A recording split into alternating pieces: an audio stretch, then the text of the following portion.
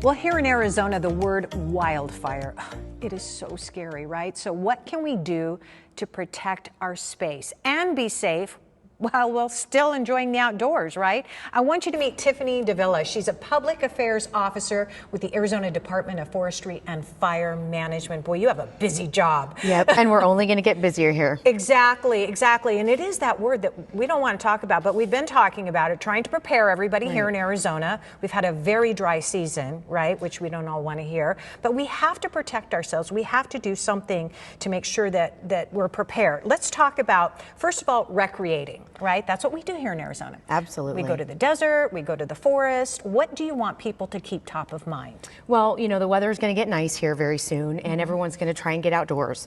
One of the things when you're recreating is making sure if you're having a campfire that it's out and cool to the touch before you walk away. You never want to leave a campfire smoldering or burning. We do have our fair share of abandoned and escaped campfires in Arizona. Yes. When you're recreating, also target shooting. Know where you're shooting, because there are some areas like state trust land where target shooting is not allowed. And also fireworks. Fireworks are never allowed on state or federal lands at any time of the year. And that's something good to note as we get closer to July and 4th of July. Absolutely. But we really need to do our part. Everybody needs to do their part to prevent fires. As you stated, our conditions are dry. We've had unseasonably warm temperatures. So, you know, we have extreme drought across the state, and about 50% of the state is in extreme drought. So we need to be very careful when we're working outdoors and when we're playing outdoors. Well, you know, we're out a lot. I'm an outdoors person, and being out and about, I can't tell you how many times I see people having a campfire when it's a no burn, right? So there are fire restrictions that happen. I mean, there's signs posted everywhere. What do we need to know about those fire restrictions, and what happens if you don't obey them? Sure. So we do have fire restrictions in place at this time in northeastern Arizona. So right now, already. See? And the season hasn't even started yet, right? Yep. Stage 1 fire restrictions in Apache and Navajo counties, and that goes for state trust, the federal lands, Bureau of Land Management, and the Apache Sitgraves National Forest. Okay. So stage 1 fire restrictions in effect already there.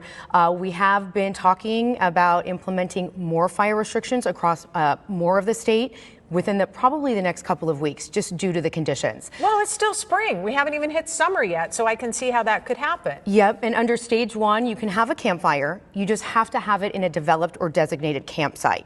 So you can't just go out into the wilderness and build your own campfire. It has to be a designated campsite to have a campfire. Okay. You know, no smoking outdoors.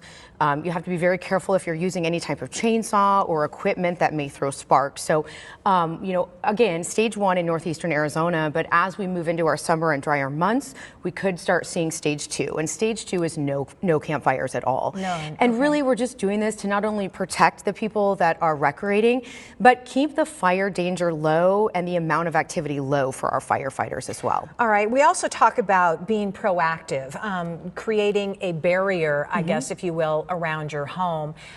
We only have about 30 seconds or so, but what do you want viewers at home to know? What can they do? I mean, we have to take the first step. What would that be? What's the most important? Create defensible space around your property.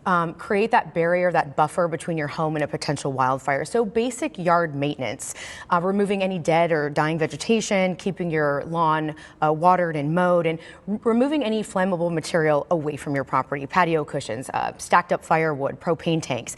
Doing the basics to, you know, keep your home protected in the event of a catastrophic wildfire. Right, which is something that we're all so afraid of here in Arizona.